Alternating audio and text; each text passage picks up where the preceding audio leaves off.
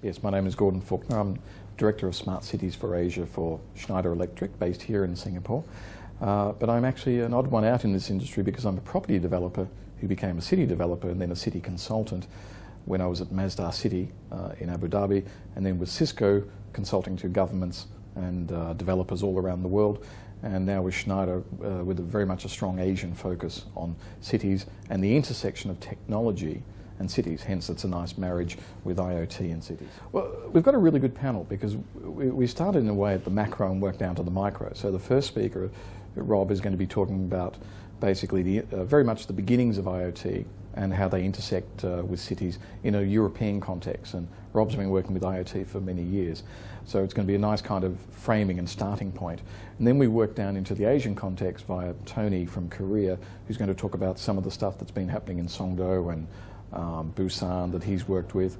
And then we bring it home nicely contextually to Singapore with Wilson from IDA, who's going to talk very much about the Smart Nation platform. So in a way, I think it's all very much about the intersection of IoT with cities, which is really topical because smart cities and IoT are very much closely related.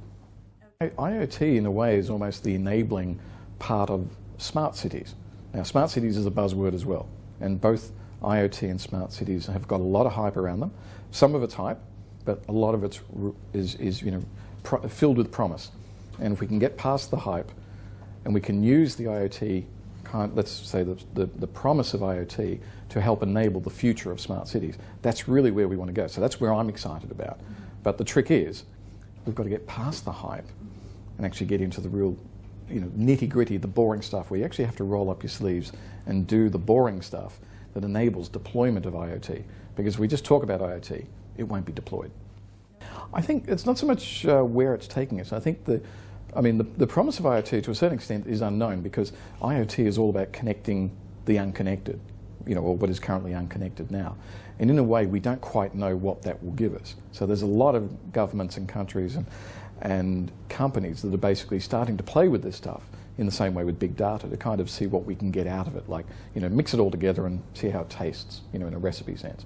So in a way, I don't think the issue is, where it's going to take us. The trick is, what do we need to actually do to enable us to get there? And that's really all about removing regulatory barriers, policy barriers, business models, because remember, a lot of IoT stuff is in end-to-end. Now, end-to-end doesn't fit existing norms for both business models and regulatory environments in cities and governments around the world. So there's a lot of work that's got to be done to kind of work out how do we actually fit the promise of IoT into the reality of the current day cities. Look, it's great having an event like this because there has to be a focus on this. If we don't have events like this, where all of the right people are coming together, we won't be able to move the needle. Now, the trick is, of course, making sure that it doesn't turn into a talk fest and it becomes something that people take things away and action them, or they work on things together. Lots of sidebars. Sidebars at conference are the biggest part. It's not so much even the conference presentation.